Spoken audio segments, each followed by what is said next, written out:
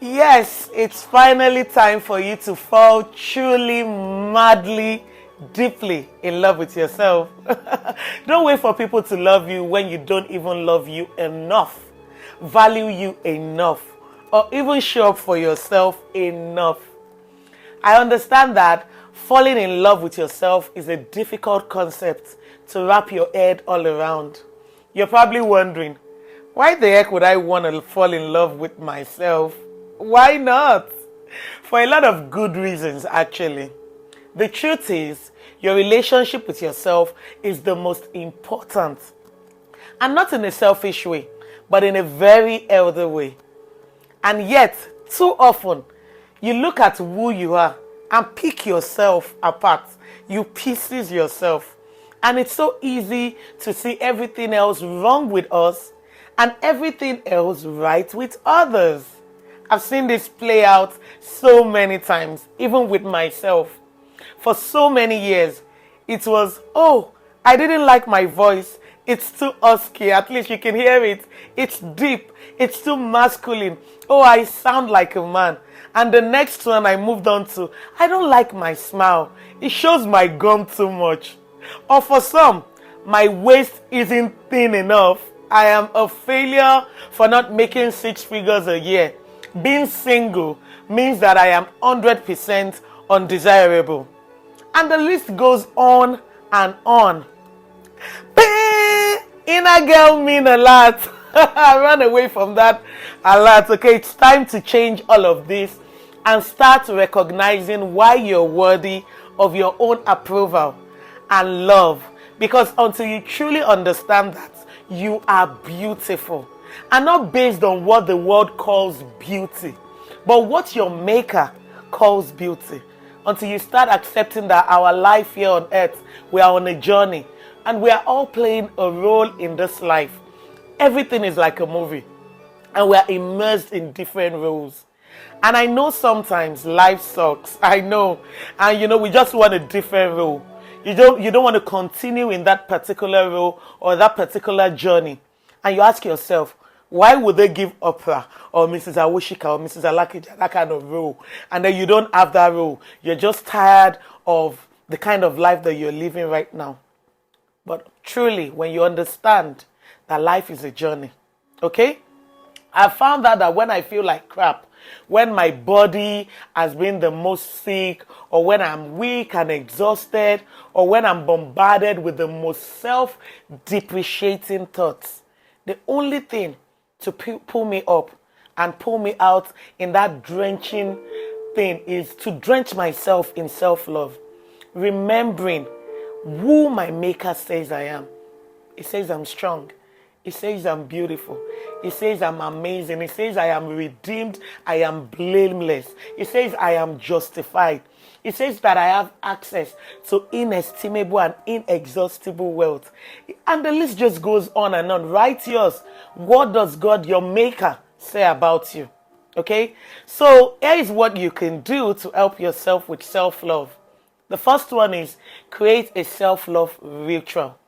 For me, I turn off the TV, I unplug myself, I give myself a 15-minute break. Even in my place of work, I lock my door and I just immerse myself. I moisturize my skin. I remember massaging my feet and thanking them for getting me to where I need to go to.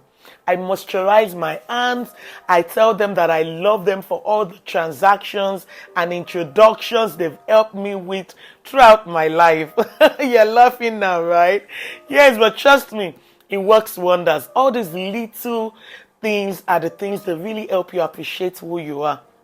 And number 2 is know that your body is a loving vessel. Be intentional about what you put into your body. Feed yourself with nutrient-rich foods. And don't forget to stay hydrated. In no time, you will be oozing out love out of every pore. That is so cheesy, I know. But treating your body like a loving vessel is key. It's very key to self-love. So you want to look good, feel good, and of course, let the world know that you feel good, So the third one is do something you're very good at. Self-esteem and self-love often go hand in hand. So on that note, Participating in a hobby you're good at will not only boost your endorphins, and you know what endorphins do, right? But will also bring out the best version of yourself. If you love to cook, then cook. If you love to run, then grab those sneakers, head outside and run for your dear life. If you love to bling like me, then bling away and make the world sparkle with your uniqueness. If those things are in the ultimate self-love booster for you, I don't know what is, but create it, find it, and do it every now and then, okay? And the number 4 thing is find your happy place. My happy place is not your happy place. The happy place is that place that you can be and sit quietly and totally forget about your worries. Embrace the now, where you don't have to worry about bills, work, children. You know, self-love is all about connecting with yourself. And one of the easiest places to do that is your happy place. You owe yourself that much. My happy place has always been water, whether it's a beach or a pool, or even the sound of water pouring in my bathroom, or even the sound of water pouring from an online audio. I just absolutely love the sound of water. Okay? And when I'm there, I just totally forget about everything else and immerse myself in the now. Because really, self-love isn't being selfish. So devote the proper time and care you need into yourself so that you can be the best version of yourself every single day. Okay? You are the only person who keeps you company every day. You are the constant voice in your head. You are the one who can talk yourself up or beat yourself down.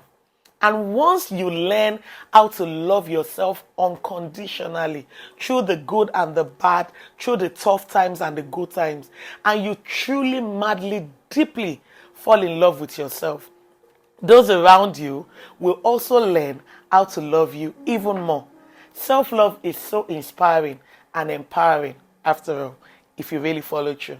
So, wow, I cannot wait to hear or read in the comment section what your happy place is and steps which you will take into that self-love journey that we just talked about. So don't forget to subscribe to my YouTube channel, like and share, and see you next time.